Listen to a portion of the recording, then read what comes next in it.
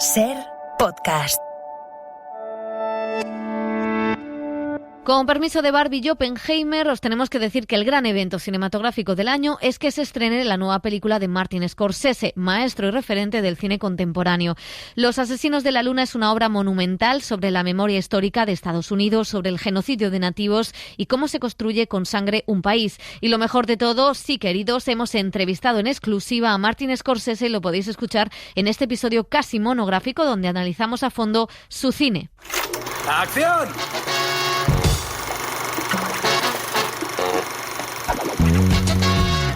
El cine en la Ser con Pepa Blanes.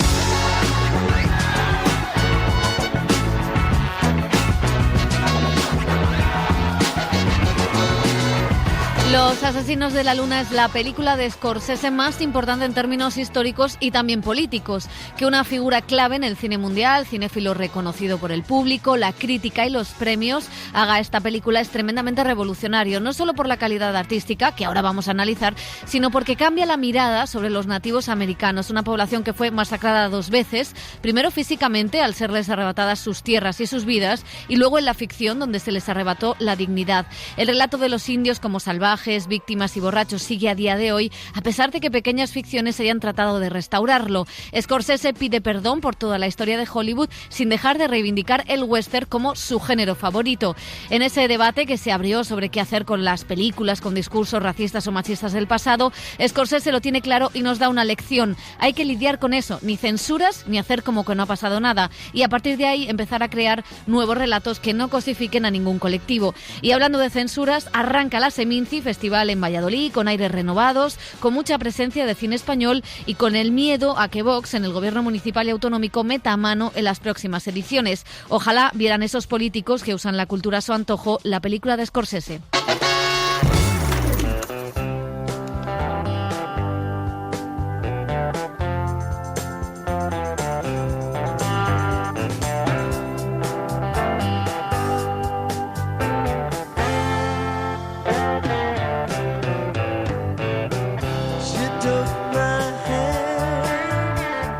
Dice Francis Ford Coppola que Scorsese es el mejor cineasta vivo. No vamos a contradecir al maestro, y es que la de Martin Scorsese es una de esas carreras impecables, llenas de grandes películas, diversas, a pesar de que haya ciertos temas que se repiten. La suya ha sido una manera de acercarse a esa gran novela americana que todo escritor quiere firmar, desde sus primeras películas como Malas calles. Y aquí está el dinero. No hace falta que lo cuentes, está todo. No, continúa, cuéntalo. Venga. Ya basta, amigos. A obras maestras como Taxi Driver, una de las películas que más ha influido en directores posteriores. No entiendo de cine, pero si hubiese sabido ¿Son que... estas las películas que usted ve? Pues sí, yo vengo aquí y no es que me gusten demasiado, pero en fin... Llevarme a este sitio es tan indecente como decirme vamos a acostarnos. A uno de los nuestros, Joque Noche, Toro Salvaje, el rey de la comedia, donde Scorsese retrató una época, un malestar y una manera católica, la de esa familia italiana en la que nació y se crió, de enfrentarse a un mundo totalmente individualista, competitivo, como es el del protestantismo americano, donde la culpa y el perdón tienen otro significado. Mataré a toda la familia. Ya basta, ¿no?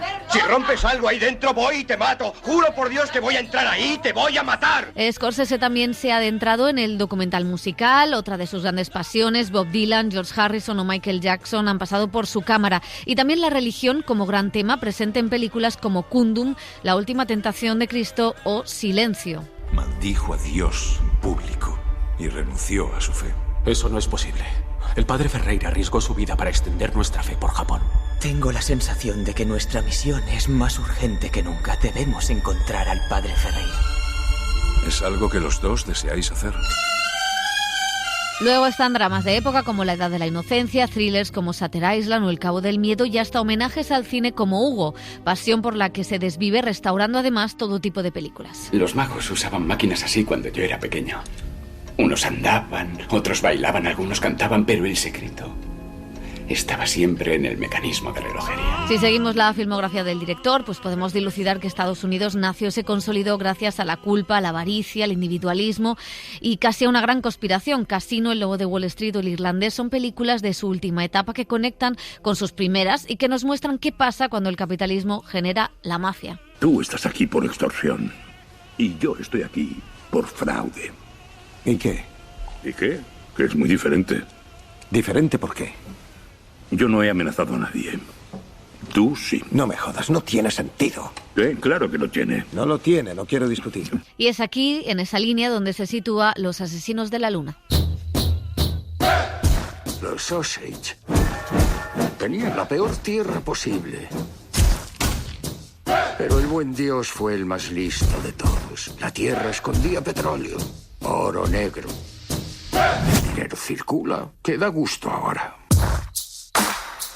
Elio Castro, José Manuel Romero, ¿qué tal? ¿Cómo estáis? Hola. Bien, entusiasmados. Bueno, estamos en una semana en la que se estrena una película de Scorsese, que eso es como un evento, pero encima esta pues hace que sea otro evento más. Venimos de ese Barbie Oppenheimer y ahora tenemos la llegada a cines, y esto es importante, de Los asesinos de la luna. Sí, y necesitábamos estas películas evento, para, no sé, que el cine recuperara esa pasión por ir a las salas, ¿no? Pues la aunque sea sí, con cuentagotas y con pocas películas, pero que se recupere la pasión por ir a las salas. Que además también, lo comentábamos un poco antes, importa dónde la ves. Nosotros la vimos en Cannes, Elio en una butaca de lujo. O sea, esto claro, es así, siempre ha habido clases. Sí, hay clases, y entiendo que la percepción de la película, el cansancio es distinto y la relajación.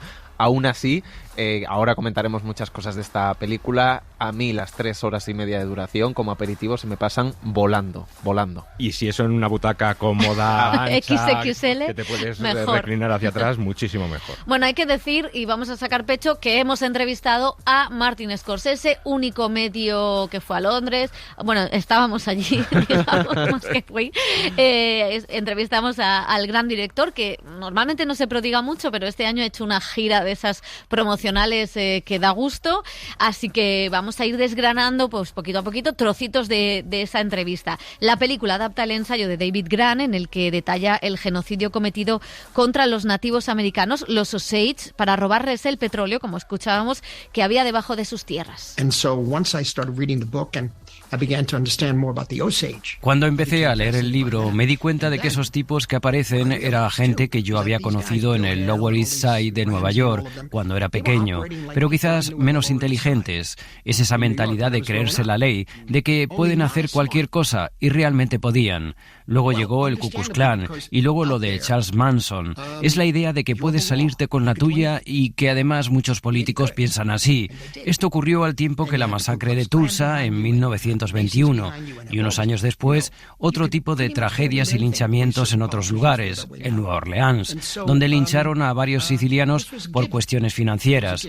La cuestión es que encontré en esta historia la oportunidad de explorar todo ello desde una posición íntima, desde dentro y desde fuera, desde la relación de pareja, con amor y traición, pero también desde la oficina del FBI. Era una historia muy compleja que me hacía estar también cerca de los Osage, en Oklahoma. Ha sido todo un aprendizaje.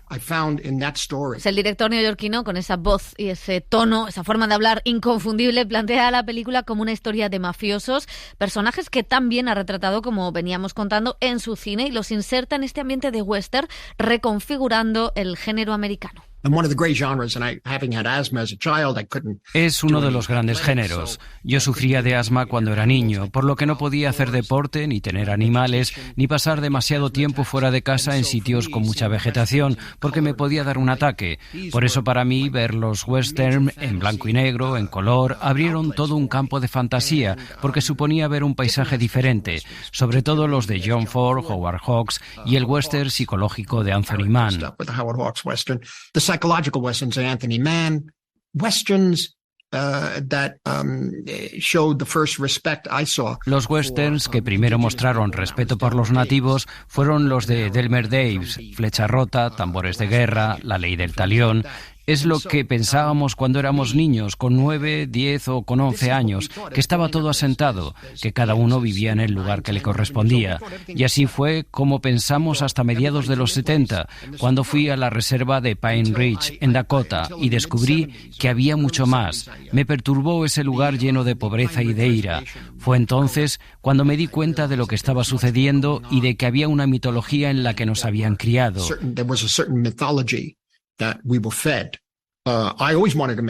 Siempre he querido hacer un western, pero creo que el género en realidad acabó con Grupo Salvaje de Sam Peckinpah. El mundo cambió, todo cambió y el género desapareció. Bueno, pues Scorsese, y gracias a Severino Donate, que ha puesto la voz en español a todos los grandes hombres del cine español, del cine mundial, pues traza, como decimos, ese relato desolador de la fundación de su país, pero también creo extensible a toda la humanidad, donde dice que la avaricia ha sido siempre un motor, como él ha retratado en su cine. I think it's not just I think it's fashionable to say America, but I have a feeling that it's part of it's human nature. Creo que no es solo Estados Unidos. Está de moda decir que es Estados Unidos, pero creo que es parte de la naturaleza humana. Dependiendo de las circunstancias, correctas o incorrectas, creo que toda una cultura seguirá ese camino. La avaricia es la clave. Cuando la gente que fundó América salió de Europa, de Escandinavia, en el siglo XVII y XVIII, huyendo de la violencia, de luchas, de guerras de religión, esos hombres y mujeres vinieron a un nuevo lugar y quisieron empezar de nuevo, quisieron crear un nuevo mundo sin reyes, sin realeza. Eso fue una buena idea en teoría, pero había que ponerlo en práctica. Lo más interesante es que a pesar de que había espacio desde el este al oeste, ellos continuaron creciendo sin límites, y en ese contexto llegó mucha gente, muchos embaucadores, que se aprovecharon de los demás, de los que ya vivían allí, de la gente decente que solo quería vivir en su granja. Se abrió la caja de Pandora y si era necesario matar para quedarse con las tierras, se mataba, y eso lo vemos ahora en muchas partes del mundo. Pues no sé si estáis de acuerdo, si es una de las películas de Scorsese más importantes en términos políticos y en términos históricos. Ya veis que no se moja, o sea, que se moja al hablar de todo.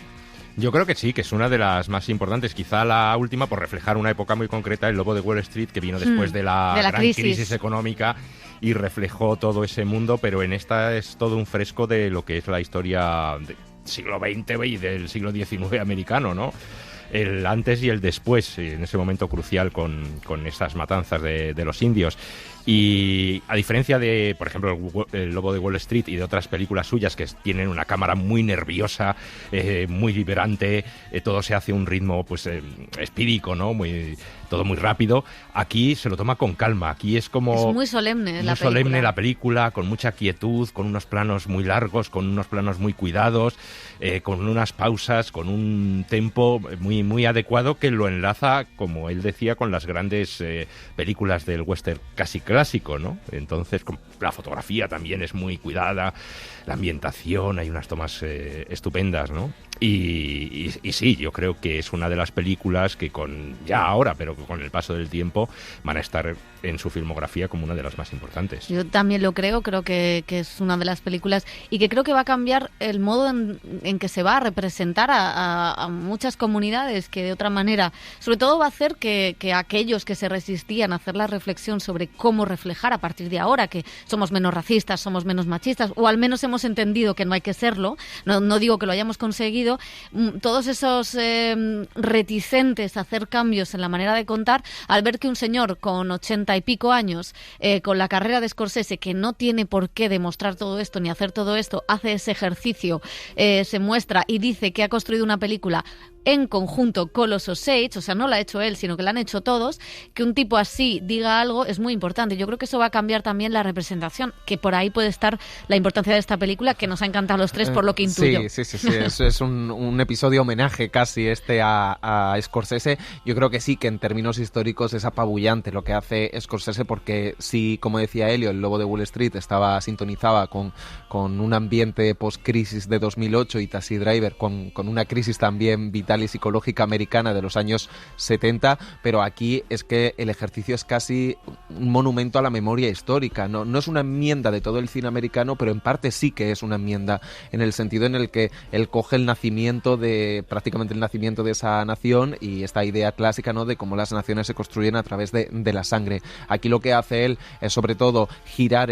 ahora lo comentaremos más, el punto de vista respecto al libro, que jugaba mucho más con la investigación de estos crímenes y de la intriga, porque aquí sabe también de primera hora que cuenta con unos actores que el público va a identificar rápidamente como los buenos o los malos de la historia, entonces la intriga no iba a funcionar. Y en ese girar el punto de vista le sirve muy bien para acercarse a una historia íntima, como decía Elio, y a esa solemnidad y a ese recrearse en el detalle y en la belleza de la comunidad de los nativos. Al final estamos ante una película donde la auténtica estrella y la protagonista es Lily Gladstone, frente ni más ni menos que a los dos actores que han marcado la carrera de Martin Scorsese, Robert De Niro y Leonardo DiCaprio. Yo creo que ella se eleva como la estrella de la película porque también está en esa posición y hay un nivel de detalle, un nivel de conocimiento narrativo de lo que quieren contar y de esa comunidad y de esa belleza que decía Scorsese que la eleva. Entonces creo que junta muchos de los elementos del cine de Scorsese que iremos desgranando, pero con esa voluntad histórica reparadora también en términos políticos.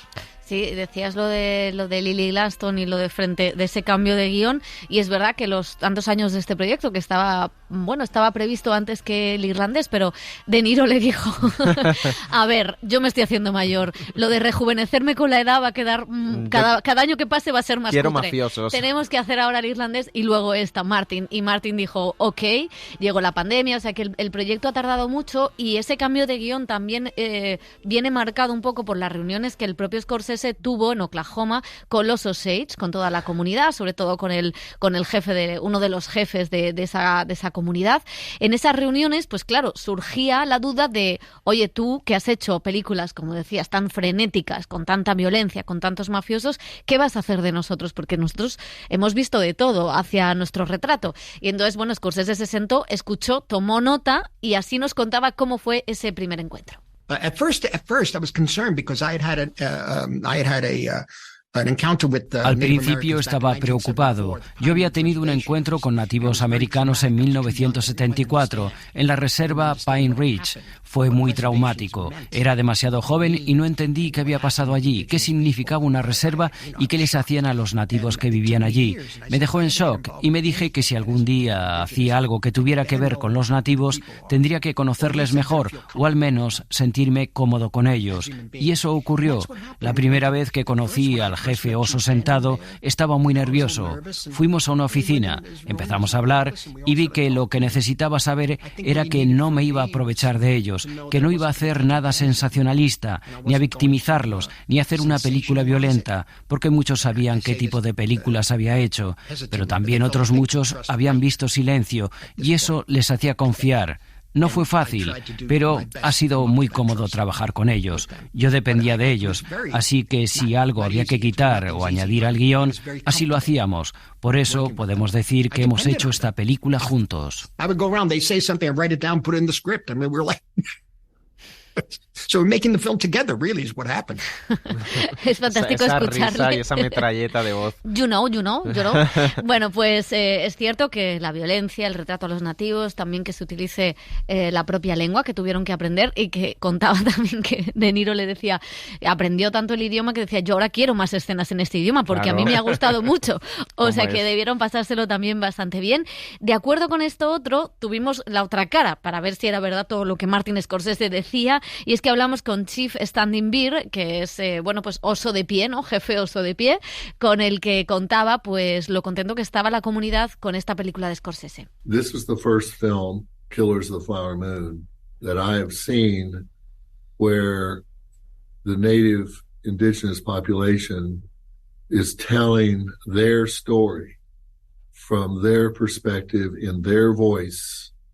Y decía que es la primera película, salvaba alguna, decía, bueno, Bailando con Lobos me recordaba a mi bisabuelo y la podría salvar, pero decía que es la primera que cuenta realmente con la propia voz y la voz de los Osage, con lo cual, pues para todos había sido algo muy importante. También decía que a raíz de esta película ellos mismos habían hablado mucho más de ese pasado, de esa memoria histórica, que se habían empoderado y que ahora pues tenían un encuentro con Joe Biden, el presidente de Estados Unidos, porque los problemas que cuenta la película, que ahora desgranaremos, pero son problemas sobre la titularidad de la tierra, siguen todavía vigentes hoy. Hoy ya no hay tanto petróleo, pero hay mucho gas y ellos se siguen quedando una plusvalía muy pequeña de lo que se extrae, con lo cual esos problemas los siguen manteniendo. Y también, y es curioso, decía y destacaba a 3 de los departamentos de la película, por supuesto que gracias a Martin Scorsese, si no, no hubiera sido posible. Rodrigo Prieto en la fotografía, por no haber hecho un paisaje solamente embellecido o demasiado exótico. A Jacqueline West por el vestuario, porque fuera un vestuario totalmente realista, que había que ir al pasado, donde ellos vestían de una manera muy diferente a como visten ahora. Y también, pues a Martin Scorsese por haber estado en esa dirección. O sea que esos 3 departamentos eran para ellos los más importantes. No sé qué os parece en cuanto a esa ambientación, en cuanto a cómo, en cuanto al montaje, que decíamos que era mucho más lento, en cuanto a las interpretaciones. No, decías, pero fíjate que la película, a pesar de tener ese ritmo pausado, se pasa casi como un suspiro, sobre todo las 3 primeras horas. Estás interesadísimo en todo lo que pasa en la película.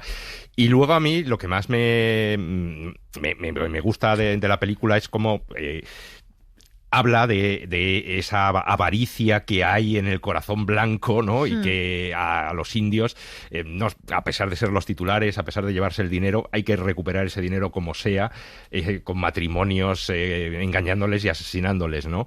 Y a lo largo de todos estos días también he oído las conexiones que tiene esta película con otras como son Centauros del Desierto por una parte, Gigante de George Stevens, Pozos de Ambición, ¿no? Y es verdad que la tiene, ¿no? Pero yo en el caso de... Creo que también tiene mucha conexión, por ejemplo, con otra película de John Ford, que es El Gran Combate, que habla también de cómo a los indios huyeron de sus reservas, se les tuvo que llevar otra vez a sus reservas porque ya estaban casi en guerra con el gobierno de los Estados Unidos. Es decir, que el problema indio también arranca de muchos años, muchos decenios, y todavía no se ha solucionado, y lo seguimos viendo en series como Yellowstone, que está también ahí el problema de la reserva de los indios y todos los conflictos que hay por la posesión de las tierras, por el derecho de las tierras, por la gobernación de esas tierras. A mí hay una cosa con lo que decías del western y las referencias al western, y él reconocía también que hay referencias al cine de terror y al cine de serie B. También las hay. Y decía que le gusta mucho el cine de Ari Aster y que de él había cogido, no sabe si directamente o una cosa como indirecta, que fue después, ese ritmo más lento al que nos referíamos, y que es verdad que está ahí. También hay algo de un thriller judicial, que se convierte en la película después. A mí, la verdad que me parece que es brillante como lo hace. Quizá no es la película más redonda de Scorsese.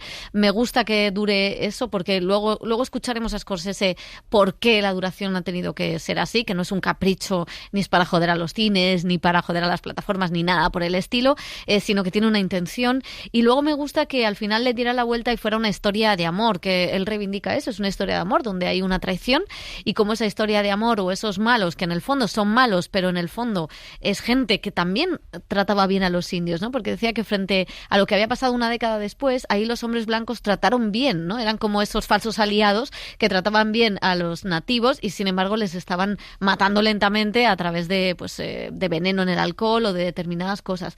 Y como el dinero cuando entra a una comunidad destroza todo, ¿no? Destroza a los propios Osage, que no saben qué hacer con él, más que comprar coches, y destroza a esas guerras entre unos y otros. Y me gusta muchísimo cómo lo cuenta en escenas. La escena del fuego en la que se quema una casa es brutal, o cómo cuenta los pequeños detalles de cómo viven los funerales, los nativos. También, por ejemplo, toda esa escenografía que rodea a la comunidad, ¿no? y a sus costumbres. Bueno, yo creo que también hay que decir que estamos ante una historia muy especial, que es un caramelo cinematográficamente. Estamos hablando de una comunidad de indígena, nativos, indios, extremadamente rica, por casi casualidad de las tierras que le toca el petróleo, algo que no hemos visto tanto. Siempre eran como los bárbaros, pero no eran los ricos, los poseedores de tanta riqueza, y eso ya le da una nueva dimensión, porque, como decía Pepa, los blancos no es que sean aliados, sino que en muchos casos trabajan para estos indios, ¿no? Como esa escena inicial donde se conocen Lily Gladstone y Leonardo DiCaprio, donde él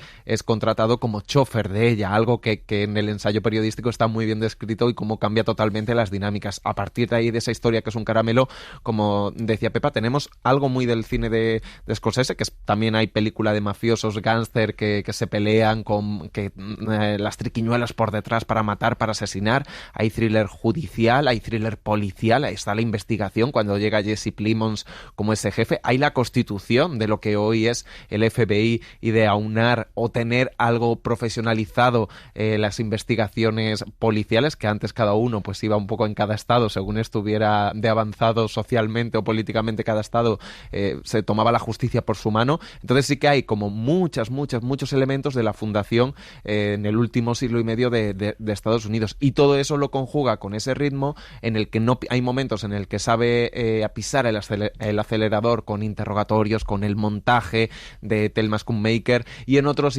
se relaja porque quiere volver a ese matrimonio y a esa historia íntima que es el corazón de la película, y cómo el dinero lo puede envenenar todo, incluso aunque seas un poco tontorrón, como el personaje de Leonardo DiCaprio, que también es muy curioso la anécdota, porque si De Niro decía que quería hacer antes el irlandés que esta, en cuanto giraron el guión de la película para que el punto de partida fuera ella, el matrimonio, Leonardo DiCaprio como productor se cambió el personaje. Él iba a ser el policía del FBI y dijo, no, yo me quedo con este que tiene mucha más enjundia. Es una película sobre la confianza, o sea, realmente. Sí, absolutamente. El tema quizá es la confianza. Sí, y la sospecha. Y luego hay apariciones también en pequeños papeles, pues Brendan Fraser, el último ganador del Oscar. Jack White, que siempre... Que John Lithgow siempre... también tiene ahí un pequeño papel, o sea que es una película de disfrutar todos los momentos. Y esas miradas en todo el rato de Lily Gladstone diciendo, aquí está pasando algo, ¿no? Acompañas al personaje al final. Y luego hay una cosa que a mí me parece muy curiosa, y que es, explicaba él la reflexión previa a dónde poner la cámara en ese desierto. Decía, yo soy un chico de ciudad, no he salido al campo. En dónde poner la cámara para que esa tierra quedara bien contada, que no pareciera que estaba contando una cosa que nunca había visitado. Dónde poner, o sea, esa reflexión sobre cómo contar las cosas en el cine, que luego además no vamos a desvelar, pero al final de la película también hay una intención claramente de lo que hay que contar, de cómo hay que contarlo, de la importancia del cine o de las artes para contar o para crear el relato sobre determinados hechos históricos, que eso también me parece muy importante. Y habéis mencionado Lily Gladstone, todos los actores que salen. Los tres protagonistas son Robert De Niro y Leonardo DiCaprio, que ya han colaborado con el director muchísimo. Por cierto, contaba una anécdota, que es que Leonardo DiCaprio le llamó y le dijo, Martin, tienes que ver una película buenísima que acabo de descubrir, Cuentos de Tokio, de un Taro Zhu. Y Martin Scorsese le dijo, joder, ¿en serio? Vamos a ver. Así que bueno, anécdotas aparte, vamos a escuchar a los tres, a Lily Gladstone, a la que descubrió en Uncertain Woman, la película de Clint Eastwood, a Robert De Niro, haciendo de Robert De Niro la rueda de prensa de Cannes, y a Leonardo DiCaprio. Lo que hicimos trasciende lo antropológico. Somos artistas, somos narradores de historias, nos adentramos en la humanidad, y los pueblos originarios están acostumbrados a que vengan antropólogos curiosos a contar lo que hacemos. Pero aquí se preocuparon por contar una historia que traspasara la pantalla. ¿Por qué diablos el mundo no sabe de estas cosas? Contamos la complejidad de los personajes y el supremacismo blanco. Nuestras comunidades siempre han estado ahí. Necesitamos estos aliados. Ellos fueron allí como seres humanos, no como alguien que estudia a la gente. No hay otra forma de contar estas historias.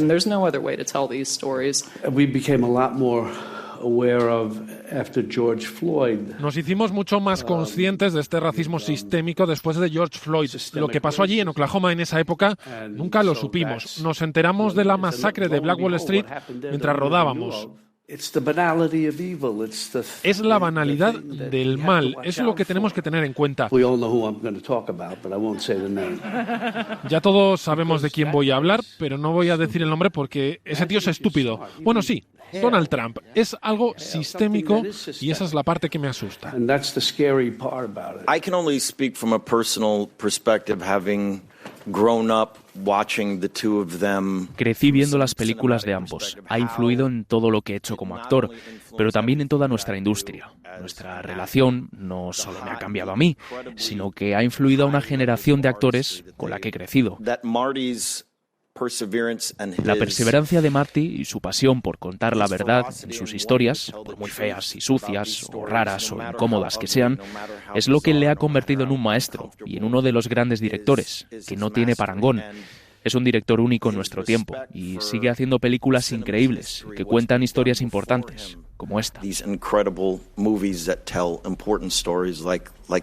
Tenía que ser un suicidio, mendrugo. No le dijiste que dejara la pistola. No sé, le dije que dejara la pistola. Le dije que dejara la pistola. Como tú me dijiste, Rey. No sé por qué no lo hizo. No sé por qué. Le dije lo que me dijiste. ¿Le dijiste que le disparara en la frente? Entonces, ¿por qué le disparó en la nuca? Es muy fácil. La frente está enfrente y la nuca detrás. Tenía que parecer que se había disparado él mismo. Parece un asesinato. Y esa no era la idea.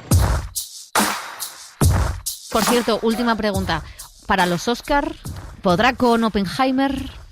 Bueno, yo creo que va a aparecer alguna película estúpida que se lleve todos los Oscar, como últimamente. No sé por qué dices eso, ni que hubiera pasado en algunos años. Creo que hace mucho tiempo que Scorsese no tiene premios en los Oscar, y sería una manera también, lo que hemos dicho, la dimensión histórica de cerrar de una manera enorme esta Sí, porque Infiltrados carrera. Fue un poco discutido. Sí, y el irlandés al final tampoco, con toda la polémica de Netflix que tuvo y también la duración. Entonces, bueno, a mí, por ejemplo, un premio, un Oscar a Lily Gladstone también sería simbólicamente enorme en Hollywood, pero ahí va a estar Oppenheimer y alguna que siempre se cuela. Ayer me enteré de que hay nueva película de George Clooney. O sea, y nadie sabía que tenía nueva peli, o sea, así vivimos. No, pero ojalá que estén presentes buenas películas, que haya esa sana competencia. Para el Oscar al mejor actor de reparto pues estará Robert De Niro, ¿no? Pero va a estar también pues bastante... y Barbie. Barbie va a estar por ahí, ¿no? Pero... En fin, que yo creo que este año por fin vamos a ver unos Oscars, digamos, un poco serios. Y ojalá. J. Bayona con La Sociedad de la Nieve nos colemos ahí. Bueno, vamos a terminar explicando por qué la duración de esta película, por qué tienen que verla en salas. Es muy importante. Se estrena en 700 pantallas, en todo el país, en toda España. Se estrena en Estados Unidos en cines, estreno mundial. Es una película de Apple TV. Llegará a Apple TV, sí, pero no tiene fecha. Así que aprovechen y vayan al cine, que es una victoria que de momento ha conseguido Martin Scorsese. Well, I hadn't intended that length. It's just that la duración fue intencionada. Quería contar muchas cosas de la historia. Tengo que decir que otras muchas se quedaron fuera. Fuimos recortando el guión. Es interesante. Cuando visionábamos el primer corte de la película, fuimos viendo en qué momento podría aburrirse el espectador y lo quitábamos. Hasta que llegamos al momento en el que podías ver la película entera. Y aunque sabías lo que iba a ocurrir, estabas ansioso por ver la siguiente escena. Sentí la seguridad de que mucha gente iba a sentir también esa inmersión en la película y en el mundo que refleja la película. Sabía que era un riesgo, pero si funcionaba, era una manera de que la historia se quedara más tiempo con los espectadores. Creo que igual que funciona con un libro o un cuadro o una obra musical, me importaba mucho que hubiera escenas no narrativas, pero que describieran la cultura de los Osage. Por ejemplo, mostrar cómo eran los funerales, cómo se ponía el nombre a los bebés, las bodas, lo que significaban para entenderlos mejor viendo cómo viven y no solo empatizar con los americanos blancos. Al meter todo eso, la película iba a ser más larga, pero era importante hacerlo.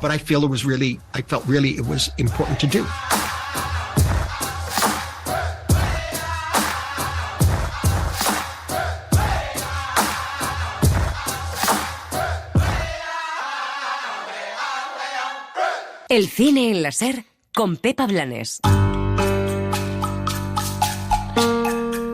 Pues Scorsese y los Asesinos de la Luna ha sido el evento de la semana, también en el cine en la SER, pero tenemos más estrenos, más recomendaciones que tienen algo que ver con lo que cuenta Scorsese. La Isla Roja de Robin Campillo es una de ellas. El director vuelca sus recuerdos en una historia que cuenta la vida de los franceses blancos en las colonias, concretamente en Madagascar, en una base del ejército, a través de los ojos de un niño obsesionado con los cómics de la heroína Fantonet. Acabáis de llegar al lugar más bello del mundo. Un rincón lleno de placeres. Viviréis en un gran entorno familiar, lleno de amor y de generosidad. Bienvenidos a la base 181. Bienvenidos a Madagascar. Salud. Ken Gutiérrez y Nadia Tereshkiewicz son los protagonistas de esta historia, como decimos, la historia personal de Robin Campillo, que habla también de la Francia de hoy. Moi, ce que j'aime pas, je n'aime pas, c'est l'oubli. Lo que no me gusta es el olvido y creo que volver a mirar las cosas, repensar las cosas, eso nos hace más grandes. Para mí ni siquiera es la necesidad de sentirme culpable, es la necesidad de reconocer una realidad. Esta historia es una historia olvidada. Incluso hay un libro en Francia de varios historiadores llamado Madagascar, una historia olvidada. Y debo decir que la película no ha logrado sacar esta historia del olvido en Francia. Es muy fácil mirar para otro lado, es muy fácil desviar la conciencia y no cuestionarse a sí mismo. La historia de Madagascar está en algún punto intermedio entre el colonialismo, digamos, puro, aunque esa palabra esté un poco mal elegida, y la Francia africana de hoy. Es un eslabón perdido porque Madagascar ya era independiente, pero estaba bajo la influencia francesa. Hablamos de la presencia francesa como si fuera algo fantasmagórico. Présence française, comme si c'était un truc de fantomatique. Et c'est ça, et aussi l'impression que le colonialismo o el postcolonialismo. Tengo la impresión de que el colonialismo o el poscolonialismo siguen de alguna forma en una parte de la población, e incluso en los políticos, cuando perciben a todos los jóvenes como los de esta historia o los de la inmigración, incluso cuando hay muchas que han emigrado hace mucho tiempo.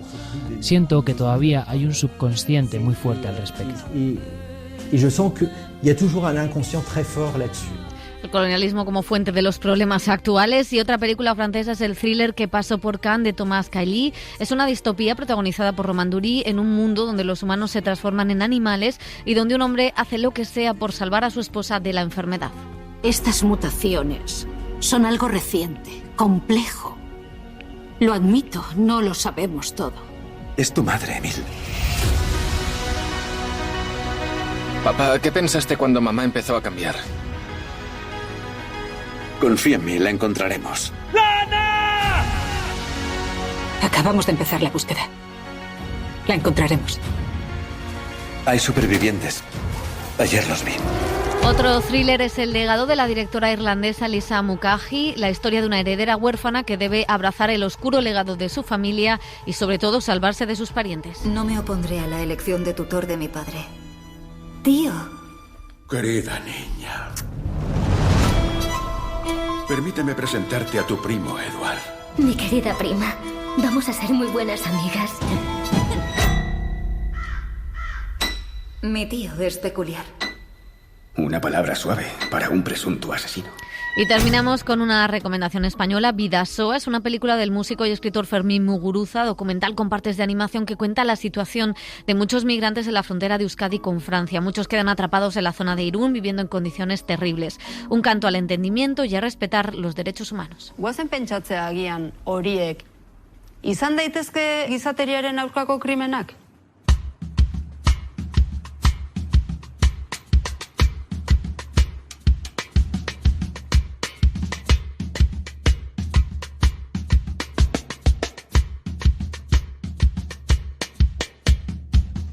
El cine en la SER con Pepa Blanes.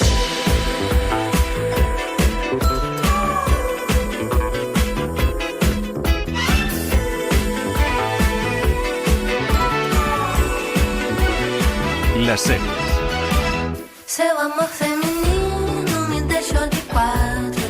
Y nos ponemos el uniforme de las encinas, que poco me gustan los uniformes, para hablar de la 7ª temporada de Élite, que ya ha llegado a Netflix. Dani Garrán, tú no vienes de uniforme, así me gusta. ¿Listo para una sesión de fiestas de pijos? Yo siempre estoy listo para irme de fiesta con los chicos de Élite. Digo, con los pijos, por favor. Tiene un poco encinas Lacoste, un poco sí, marca. Pero ojalá no tener resaca como ellos. Ellos poder nunca ir tienen resaca. Con esa cara perfecta después de haberse bebido 50 copas el día antes. Purpurina. Sí, sí. Es lo que tiene. Bueno, Élite es una de las series, pues quizá más largas de nuestro país en la plataforma y vuelve un año más con un lavado de cara, con ganas de tomarse en serio y de reducir ese thriller para hablar esta vez de salud mental. La salud mental, que les viene muy bien a todos, se sitúa en el centro de las tramas del colegio, pero no nos olvidemos de que Élite sigue siendo Élite y el sexo, las fiestas y las tramas amorosas siguen estando muy presentes. Hombre, claro, es la vida. Es que tiene que ser. Dani Garrán. Que si no, ¿quién ve los eso? jóvenes y las hormonas. Bueno. Entre las nuevas incorporaciones de esta temporada destacan la cantante Anita, Leonardo Sbaraglia y Maribel Verdú. Qué pena de día de piscina, ¿eh? Tranquilo, que aquí también estaremos a gusto. Lo importante es la compañía. Los planes son solo una excusa. Chin, chin. Estos sí que son hielos. Y no lo que ponen por ahí. Qué maravilla los cielos de España. Amo este corte. Maravillosa. O sea, este corte es historia. El colegio pone en marcha un proyecto para cuidar la salud mental de los alumnos y el regreso de un antiguo miembro del elenco es clave para ello. Omar Ayuso vuelve a esta temporada para curar un fuerte trauma que arrastra. Hemos hablado con el actor de esta nueva etapa. No se assuste comigo, sou mulher ou um bicho. Não vem aqui, não tem, sou bruxa e neném. La vuelta a Élite ha sido normal. Es que al final hay un punto también como de profesionalizar el trabajo. Que nuestro curro al final tiene como tanta pasión alrededor y pones tanto de ti que a veces es simplemente volver a un trabajo y ya está. Vale, pues si te han dado la beca, pide otro colegio. ¿Qué? ¿Por qué? Hay la hostia de colegios buenos. No tienes que ir a las Encinas. ¿Pero a ti qué más te da, Omar? O sea, ¿por qué tengo que renunciar al mejor si me lo han dado?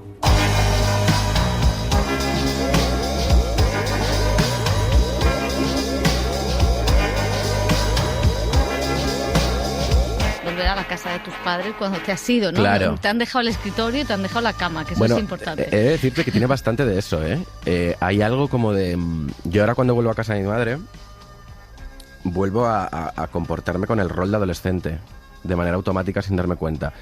Y volver a Élite, volver al plató de Élite, me ha colocado otra vez en ciertos lugares y ha despertado ciertas voces que llevaban un tiempo calladas, ¿eh? Fíjate. Es muy loco, muy loco. ¿Y en qué? Porque tu personaje para mí era uno de los más interesantes de la serie, que ha sido una serie importante porque ha mostrado pues mucha diversidad, a pesar o gracias a los giros de guión, esto nunca se sabe. La verdad es que hemos visto pues mucha diversidad en los personajes, que en las series adolescentes eso no se estaba haciendo y digamos que fue una pionera en hacerlo. Y tu personaje era uno de ellos y quizá tu personaje era uno de los más interesantes. ¿En qué punto llega o en qué punto lo van a encontrar los espectadores? Está bastante fuera de lo que es el contexto Las Encinas, pero por azares de la vida y giros de guión debe volver al colegio para llevar a cabo unas prácticas universitarias. Omar, en estos 2 años que no ha estado en Las Encinas, ha empezado en la universidad a estudiar trabajo social y a la hora de hacer las prácticas, pues casualmente le ofrecen unas prácticas en Las Encinas para llevar una aplicación de asistencia psicológica anónima de los alumnos. Entonces, aunque en un principio decide que no, también por azares de la vida o giros de guión, su pareja actual entra en Las Encinas y al principio un poco despechado y luego un poco por coherencia moral al comprobar que en esta aplicación hay una persona que está pidiendo ayuda porque quiere suicidarse y tal, decide quedarse y empezar este camino que no debería empezar por consejo de sus terapeutas porque tiene un shock bastante importante de todo lo que pasó en la última temporada. ¿Y cuándo se va el dolor, Mateo? Estoy pensándome lo de volver a la medicación. Tengo cajas que me sobraron. No necesitas volver a la medicación, y menos aún automedicarte, Omar.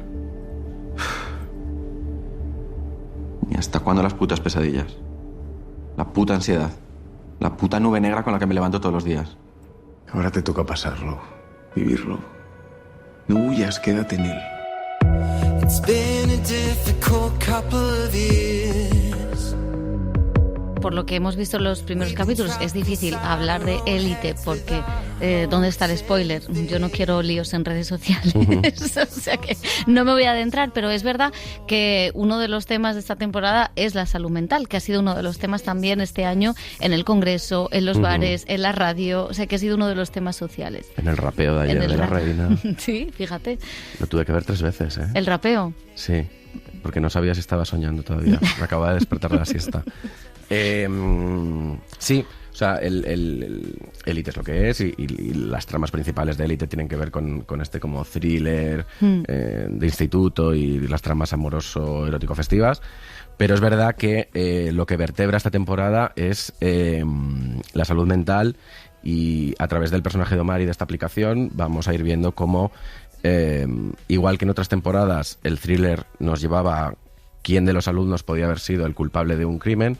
Ahora el thriller nos lleva por quién de los alumnos está detrás de estos mensajes desesperanzados por la aplicación.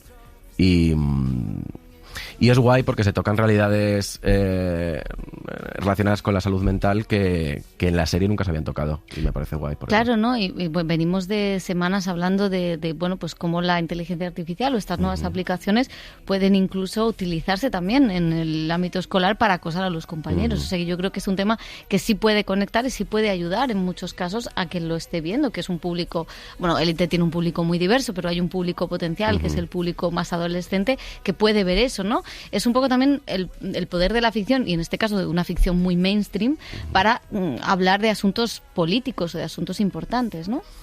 Sí, yo soy un poco descreído con esto porque... ¿Qué mal día llevas? No. Pero me cuesta como... Me cuesta ver en Élite por el producto que es, me cuesta ver esta parte más didáctica o de referencia a la realidad. Creo que es una serie... Es una serie que yo, desde luego, si fuera padre, a mis hijos les dejaría verlas desde las gafas de la ficción.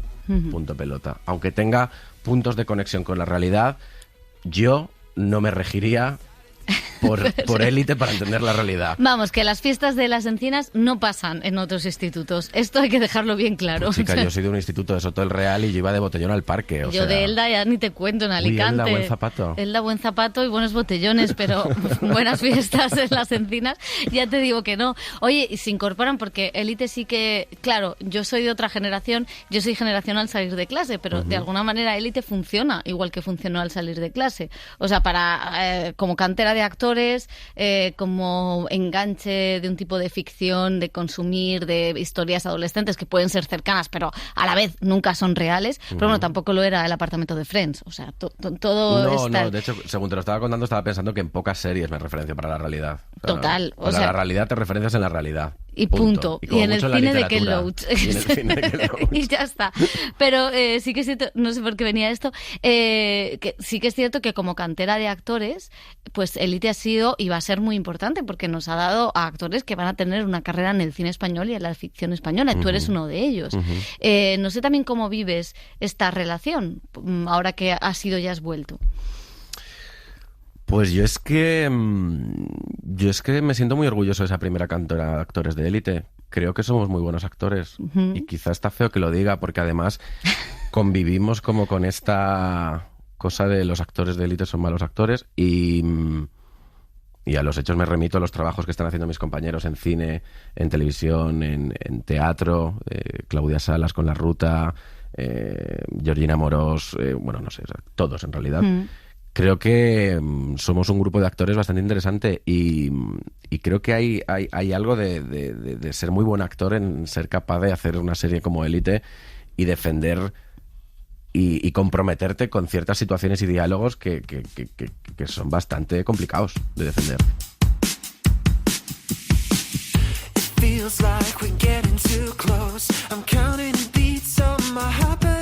Yo lo he vivido mucho en mi propia experiencia. Durante las primeras temporadas de Élite, de hecho antes de volver en esta 7ª temporada, la manera en la que yo concebía mi carrera futura era un poco como dudosa. O sea, no acababa como de... O sea, me veía un actor de Élite, pero todavía no me veía un actor. Conforme he ido haciendo otros trabajos, conforme he ido viviendo otros procesos en mi vida personal, he ido como entendiendo que sí, que soy un actor, que tengo una carrera, que voy a tener una carrera, que tengo que confiar en que esa carrera va a suceder y trabajar y seguir y poquito a poco y no agobiarme y no dejar que las voces de la cabeza me vuelvan muy loco. Y entiendo que si yo para mí mismo he asentado esa autoimagen del actor, entiendo que el resto de la gente también, no lo sé. Y es verdad que Élite ha hecho mucho por la representación LGTBIQ, pero vamos a echar una pequeña pullita, porque la representación de los cuerpos no normativos con una belleza no normativa, eso es una asignatura pendiente no solo de Élite, sino yo creo que de toda la ficción española. Y yo sé que esto también es un tema que a ti te interesa. ¿Por qué crees que esto no cambia? ¿Por qué crees que los espectadores de alguna manera también demandamos esto? ¿Crees que es una cosa conjunta de todos? ¿Por qué crees que es lo que más cuesta quizá cambiar en la representación? Es que creo que ya a nivel de sociedad estamos como demasiado enganchados a este hiperconsumo del cuerpo y a esta exposición del cuerpo y a esta cultura del físico. Creo que hay algo como de que nosotros mismos somos conscientes de las consecuencias negativas que tiene en nosotros consumirlo y formar parte de esta cultura, pero a la vez algo debemos sacar de ello porque seguimos alimentándolo todos y todas. Aunque dije por un...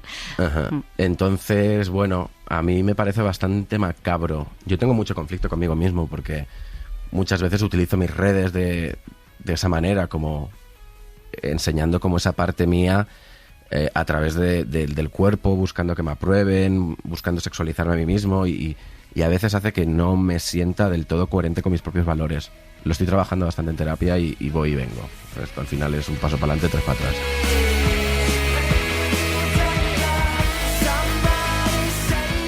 Hay otro regreso español que vuelve a plataformas, 30 monedas. La serie de terror con Alex de la Iglesia a la cabeza estrena segunda temporada en HBO Max.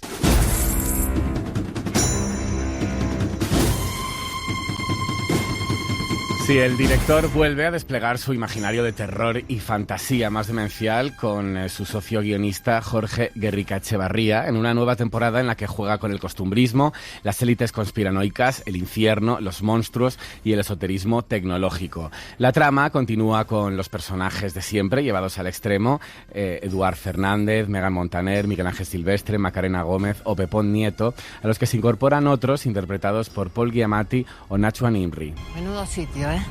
Aquí estamos, en Pedraza, para descubrir qué es lo que ocurrió aquel fatídico día de octubre del 2019. ¿Dónde está la gente? ¿Se los tragó la tierra? Más arriba, más arriba. Lo que sabemos es que no fue una epidemia, ni un desalojo forzado. Algunos salieron corriendo.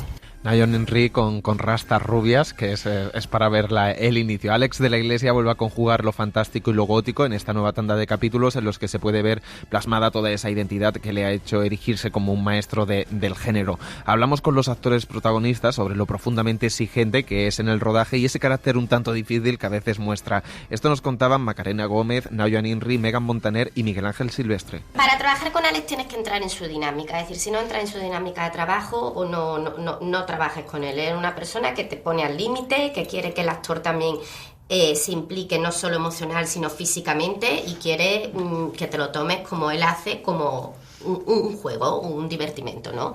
Alex tiene una cosa, es como un niño pequeño, él tiene una persona que lo mismo se enrabieta, pero después la persona más tierna, que es intenso. Bueno, pues Alex claro que es intenso, porque para hacer un rodaje de estas características con un equipo técnico tan enorme y tener que controlar, porque es que un señor que controla todo, desde el bocadillo que se está poniendo a la 1 de la tarde, sabe a ver si está todo perfecto y tener esa energía que controla todo lo que sucede a su alrededor. Tú como actor has de venir contagiado de su energía, si no, no trabajes con él. Como no lo pilles a la primera estás jodido porque no te lo va a volver a repetir. Lo digo para próximos actores, gran consejo, seguirme los pasos. Yo me di cuenta el primer día, yo soy muy focus en set, ¿no? O sea, me centro mucho y entonces estoy acostumbrada a estar ahora en los últimos años como en unas series donde tenías que pillarla, no había mucho margen de fallo porque había mucho dinero implicado. Entonces, de repente me di cuenta que él entra en set y se mete a vivir la movida mientras te la va explicando. Y lo hace una vez, una o dos. Como lo tenga que hacer 3 y no hayas prestado atención, estás jodido. O sea, tú nada más llegar al set tienes que estar en el cómo se va a mover en set el señor. Hay que estar, hay que venir con toda esa cosa preparada y con ganas, pero luego muy, muy concentrado en escucharle nada más entrar al set. Yo me lo paso muy bien con Alex, debo decir. Yo incluso cuando se enfada y se pone en modo, pues eso, niño modo para lo bueno y niño para lo malo. ¿Modo el día de la bestia? Sí, pues es que también me entra ternura. Sí, es una pasada. La verdad que esta temporada todavía tiene más acción, es más visceral, tiene más sangre y más tiene violenta. Más humor. Es como ya sin filtro, ¿sabes? Y ¿cómo es él? Creo que la hace muy especial esta temporada. A mí me gustó muchísimo, mucho más que la primera. Es decir, cuando vi... Yo lo he visto también, ¿eh? Es que es alucinante. Encaja todo. Yo sé que la primera... La violencia mezclada con el humor creo que funciona muy bien. Violencia y humor, como decía Miguel Ángel, pero también conexión con la realidad, porque por muchos monstruos y situaciones paranormales también hay hueco para mencionar algunas élites mundiales que controlan a los de abajo, o de viajes espaciales de millonarios tecnológicos para escapar de una Tierra cada vez menos habitable. Si te pones y haces link con los nombres que utiliza y los nombres reales, tampoco no hay una desconexión, es decir, porque yo los linkeé todos, porque ese era mi personaje. Entonces dije, de aquí ha sacado esto, de aquí ha sacado esto, de aquí ha sacado esto. Pues hay mucha gente, mucho conspiranoico, que se va a poder sentir identificado con muchas de las... Pero él no tiene ninguna intención de que esa sea la trama y tiene ganas de seguir jugando y de que eso sea simplemente una pincelada más. De hecho, cuando yo venía, claro, porque en realidad me decía... Mira lo que decían todos los grandes, ¿no? Los de Zuckerberg y todos, Musk, ¿no? De que ya había llegado el momento en el coger e irse de la Tierra e irse a otro lugar. Pues aquí vamos hablando sobre esto. Por ahí, sí. Incide mucho en ello. Está interesante. O sea, hay algo de la apoteosis, de la catástrofe. Sí, de la aniquilación humana. Y un poco la predicción que hace Alex, que está presente y que ya es una realidad en algunas cosas. O sea, ya se habla de salir fuera de la Tierra. Bueno, salir fuera de la Tierra se habla, esperemos no tardar en salir fuera de la Tierra. Javier Gregori, buenas tardes. ¿Qué está pasando? A la nave del misterio. El costumbrismo, los personajes cercanos y el humor, pues son algunos de los elementos que Alex de la Iglesia incorpora a su cine y que según sus actores pues le hacen tan único. 30 monedas se presentó en el Festival de Cine Fantástico de Sitges como uno de los proyectos más esperados de la temporada. Ojo que esta segunda ha costado 28 millones de euros. Dice que no es tan cara y preparan una tercera si la prueban, demostrando, eso sí, que el terror es un género que debe dejar de considerarse como un género menor. Y la capacidad que tiene él, que lo decimos antes, no solo hace cine de terror, le da eso dosis de humor, siempre lo mezcla con costumbrismo, porque nuestros personajes al fin y al cabo son un guardia civil, una alcalde, la consorte, la mujer de una empresaria de pueblo, el alcalde, o sea, son personajes con los que la gente sí se siente identificada. Una ahora, youtuber. Las tramas, o sea, las circunstancias es lo que hace los sucesos, es lo que hace lo que nos diferencia. Pero hay un sello muy claro, que es el de Alex. Alex tiene una forma de contar, de rodar, no solo en la estética o en lo que cuenta, lo que le interesa, en los temas que trata, también hasta en el sitio donde coloca la cámara. Pone la cámara como Dios, la verdad. Es que... Y te hinchas de hacer planos, o sea, hace 30 planos diferentes, pero luego monta y aquello monta que flipa, ¿no? Él trabaja con... Tiene otra dimensión el trabajo, yo creo, y eso lo hace único y diferente. Pero hay un rato ya, desde hace un rato ya, como que en el cine fantástico, o sea, ya el cine de autor supuestamente más relevante se está fijando, o sea, ya está centrando el tiro y mirando al cine fantástico. Porque para explicar lo sensorial necesitas de más herramientas, no vale solamente o sea, y entonces ya se empieza a utilizar el sonido, la posición de la cámara y desde la interpretación de los actores todo se empieza a mover. Y resulta que lo que acaban contándote acaba cambiando el lenguaje del cine, que es lo que está sucediendo con el cine fantástico, que la gente ya está mirando al cine fantástico. O sea, ya a Sitges no se le mira como se le mira. O sea, Sitges es un lugar importante donde nacen películas que después viajan y vuelan y donde hay autores que después hacen costumbrismo que miran... porque cambian la narrativa de lo que es el cine. Entonces es que no estamos hablando como de un género menor para hacer lo que hace este hombre tienes que tener como unas capacidades, no está al alcance de todo el mundo.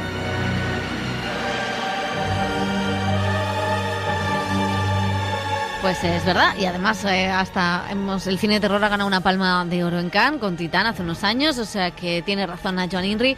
Chicos, lo vamos a dejar aquí, gracias por esas dos recomendaciones. Élite, 30 monedas. La semana que viene, vamos con series extranjeras, a ver si hay otros temas. Adiós. El cine en la SER con Pepa Blanes.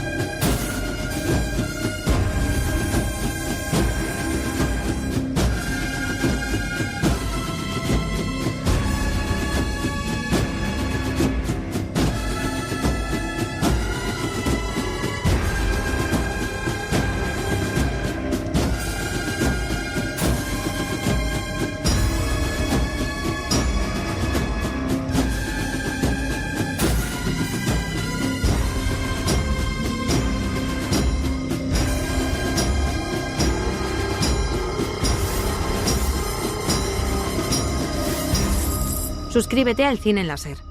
Escúchanos en directo en la SER los sábados a las 7:30 de la mañana y los domingos a las 3 de la madrugada. Cadena SER. La radio.